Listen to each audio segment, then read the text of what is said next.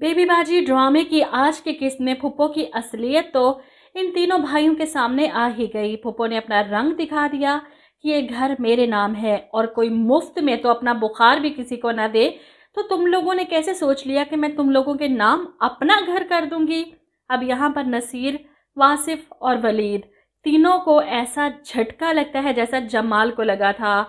जमाल तो ये सदमा बर्दाश्त नहीं कर पाया और खुद इस दुनिया से चला गया। पीछे ये लड़ाई ये भाई कैसे लड़ेंगे।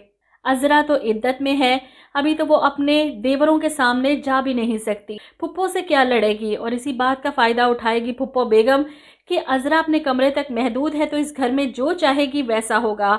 यहाँ तक कि तीनों भाई फुप्पो बेगम की असलियत जानकर हक्का बक्का रह जाते। अपने माँ बाप की तस्वीर के सामने खड़े रो रहे हैं कि एक बार फिर से ये घर तिनका तिनका होने वाला है। फुप्पो बेगम ने साफ लफ्जों में कह दिया, जिसको तकलीफ है ना इस घर में रहने की वो यहाँ से जा सकता है।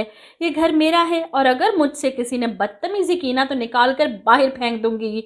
तीनों भाई परेशान खड़े हैं कि अब क्या होगा। वहीं आशी ये सुनकर तो रो पड़ती है। अपनी माँ और नानी से कहती है कि जिन लोगों ने हमें अपने घर में पनाह दी, आप लोग इन्हें ही घर से निकाल रहे हैं। अपनी बेटी की बात सुनकर सायरा भी गुस्से से कहती है, पता नहीं क्या घोल कर पिला दिया है इन्होंने इसे, हर वक्त उन्हीं की तरफदारी करती रहती है। ऐसे में फुप्पो बेगम सायरा से कहती हैं कि बच्ची है, अभी आहिस्ता आहिस्ता समझ जाएगी, ट्रेनिंग की कमी है इसे, लेकिन मैं हूं ना, अच्छे से समझा दूंगी कि इस दुनिया में रहकर कैसे अपना उल्लू सीधा किया जाता है। अब ये खबर शहनाज तक भी पहुंच जाती है। समन और फरहत शहनाज बेगम को जाकर बताती हैं और मशवरा लेती हैं कि आप बताएं अब हम क्या करें।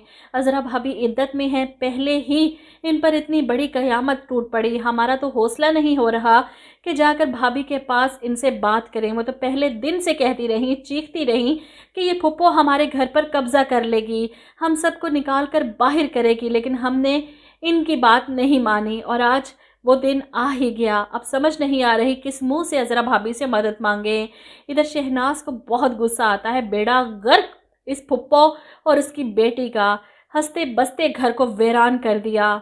मैं चलती हूँ, तुम दोनों के साथ खबर लेती हूँ इस फुप्पो की। अजरा इद्दत में है तो क्या हुआ, इन्होंने हर चीज पर कब्जा कर लेना है। ऐसे में फुप्पो के कमरे का दरवाजा पीटती है शहनाज। तीनों भाई भी एक साइड पर खड़े हैं और शहनाज फुप्पो के निकलते ही इन पर चिल्लाना शुरू कर देती है, अरे मैंने तो सुना था कि अपना मारता है तो छाव में फेंकता है, अरे तुमने तो अपनों के सरों से छत ही छीन ली। फुप्पो बेगम शहनाज को भी खरी खरी सुनाती है। ऐसे में शोर की आवाज़ सुनकर अजरा भी अपने कमरे का थोड़ा सा दरवाज़ा खोलकर हसरत से बाहर देखती है। वो कर भी क्या सकती है, जानती है इस वक्त घर में क्या कोहराम मचा है। शोर शराबा ख़त्म होता है। शहनाज लड़ झगड़ कर फुप्पो से बातें सुनकर अपने घर वापस चली जाती है और यहाँ पर अजरा खामोशी से अपने कमरे से निकलकर किचन में पानी लेने के लिए जाती है। जब फुप्पो से सामना हो जाता है, फुप्पो बेगम अजरा की इस हालत पर खुश और मुतमईन है क्योंकि जमाल के जाने के बाद किसी को कोई फर्क नहीं पड़ा सिवाय अजरा के। फुप्पो बेगम ने तो फिर से अपना फूलों का जूड़ा, गजरे, लाल लिपस्टिक और शरारा पहनना शुरू कर दिया है। इस ड्रामे की पहली 2 एपिसोड में इस फुप्पो को कोई देखे और अब देखे। खैर अजरा के सामने जताती है कि ये घर रिजवाना अमजद यानी कि मेरा है। ऐसे में अजरा निहायत ही तहम्मुल मिजाजी से जवाब देती है कि कागजात पर नाम इधर उधर होने से किसी मकाम की हैसियत नहीं बदल जाती। ये घर सदीकी साहब और इनके बेटों का ही रहेगा। फिलहाल तो अजरा को देखकर पता चल रहा है कि तूफान से पहले की खामोशी है। इद्दत में वो फुप्पो बेगम से मुकाबला तो नहीं कर सकती, लेकिन इंतज़ार रहेगा अजरा की वापसी का और फुप्पो के अंजाम का।